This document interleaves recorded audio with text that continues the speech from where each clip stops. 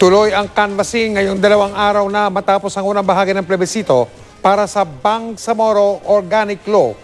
Yang batas na yan ay naglalayong bumuo ng Bangsamoro Autonomous Region in Muslim Mindanao o BAMM. Excuse me po.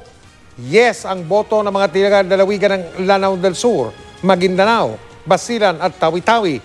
No naman ang mga lalawigan ng Sulu. Yes din ang boto ng karamihan sa lungsod ng Cotabato para maging bahagi ang kanilang lungsod ng BARMM. No naman ang boto ng lungsod ng Isabela sa Basilan. Sa Pebrero 6 ay sunod na boboto ang mga tiga-Lanao del Norte at sa lalawigan ng Cotabato. Pero ngayon pa lang maghahain ng protesta sa resulta ng lungsod ng Cotabato si Mayor Cynthia Giani. Di umano'y may irregularidad sa botohan dun sa kanilang lungsod. Nandun sa Cotabato ngayong gabi, live si Ian Cruz. Ian. Yes, Sir Mike, sa bilangan ng City Board of Canvassers ay nanaig ang botong yes dito sa Cotabato City para maisama sila sa bubuing Bangsamoro Autonomous Region in Muslim Mindanao o BARMM. Pero kontra rito ang alkalde ng lungsod kaya magpoprotesta daw siya sa COMELEC.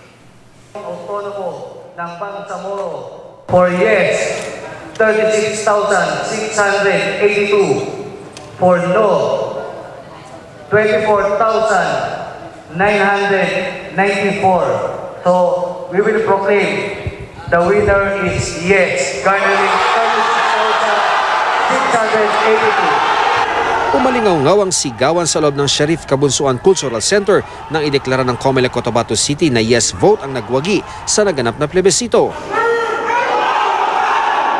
Maging sa labas ng auditorium, nagbunyi ang mga nagsulong na mapasama ang Cotabato City sa bubuing Bangsamoro Autonomous Region. Ang Certificate of Canvass of Votes at Summary of Statement of Votes ipapadala ng City Board of Canvassers sa National Board of Canvassers sa Maynila. Pero nang makuna ng larawan ng COC, nakitang hindi tugma ang bilang ng bumoto ng no at yes sa total number of voters na aktwal na bumoto. Puna ng iba, kulang din daw ang nakatalang mahigit 70,000 registered voters ng syudad na higit 113,000 dapat. Yun nga, makikita naman kung ano yung records talaga pagka if ever that it will be raised. Ang alkalde ng lungsod na kilalang tutol sa pagsasama ng syudad sa bubuing BARMM maghahain daw ng protesta dahil sa mga irregularidad. Nawawala yung kanilang pangalan. There was massive disenfranchisement ng voters. Yung mga patay na buhay at yung mga pangalan ng buhay na wala. Na yung mga teachers na palitan na ang nasa batas, kinakailangan ang plebcom member, kailangan residente ka ng Cotabato City at botante ka ng Cotabato City. Ang karamihan sa pumalit, hindi residente at hindi botante ng Cotabato City. Nagpatuloy naman ang canvassing ng Regional Plebiscite Board of Canvassers. Una na nilang na-canvass ang mga boto sa ratifikasyon ng Bangsamoro Organic Law sa Maguindanao at Lanao del Sur kung saan nag-landslide ang botong yes. Inaasahan ngayong gabi makakanvas na rin ang resulta sa Basilan kung saan nanalo ang botong yes sa provincial canvassing. Pero no ang nanaig sa Sulu. Bagamat talo ang yes sa Sulu, hindi naman daw nangangahulugang hindi na sila mapapabilang sa bubuing BARMM. Whatever the results sa province, kung as a whole nanalo ang yes, team ratified na yung batas. So kahit natalo sa Sulu, kasama pa rin ang Sulu sa BARM. Panalo rin ng yes sa Tawi-Tawi. Ayon sa COMELEC, kabuang bilang ng boto ang bibilangin sa ratifikasyon ng Bangsamoro Organic Law. Sa Isabela City at sa Basilan Province, kailangan manalo ang yes para kapwa mapasama sa BARMM. Kung yung Basilan Province says yes, Isabela says no, then hindi masasali ang Isabela City.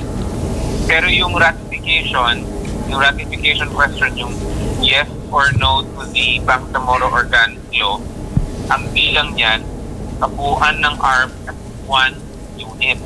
Meaning to say, hindi mo pwedeng iwalay yung iba't ibang probinsya na